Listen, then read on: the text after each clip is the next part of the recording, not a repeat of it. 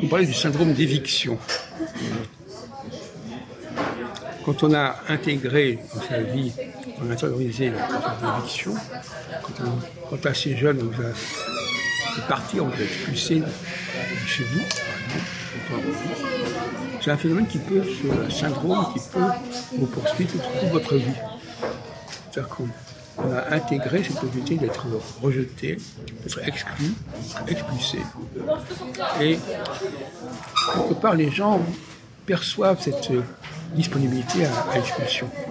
Ils sentent que vous êtes quelqu'un qui est expulsable, qui est rejetable. Et donc ça va vous conditionner. Par ailleurs, comme vous êtes habitué à l'expulsion, vous n'allez pas vous protéger contre l'expulsion. Vous n'allez pas prendre des mesures, disons, raisonnables pour éviter ce genre de problème. Et par conséquent, vous allez provoquer des situations qui vont conduire à l'expulsion. Parce que vous n'aurez pas le vaccin, vous n'aurez pas pris les précautions en amont.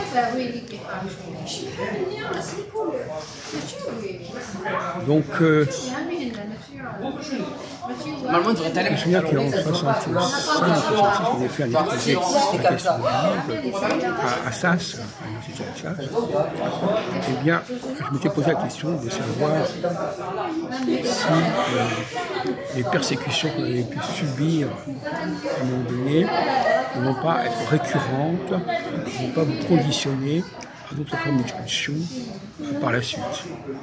Une question que je me posais déjà à l'époque. Autrement dit, les gens qui se font expulser, ce sont des gens qui ont un comportement qui les conduit à être expulsés, qui conduit à ce qu'on ait envie de les rejeter. Donc c'est un cercle vicieux quelque part. Puisque finalement, quand on est expulsable, eh bien, on s'est expulsé. Et c'est pour ça que j'attache beaucoup d'importance au mot able, possible. Parce que Saussure a parlé du signifiant, du signifié, et moi je parle du signifiable. Parce que pour que quelque chose soit signifié, il faut déjà que ce soit signifiable. C'est une condition préalable, qui n'a pas vraiment intégré dans son discours. Binaire, c'est un discours ternaire. Le linguistique est ternaire et non pas binaire.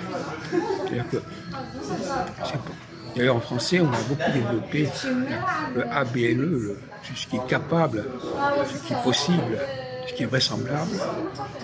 Et Saussure n'a pas intégré pleinement cette dimension préalable. Quelque chose ne peut se démanger que parce que c'est mangeable.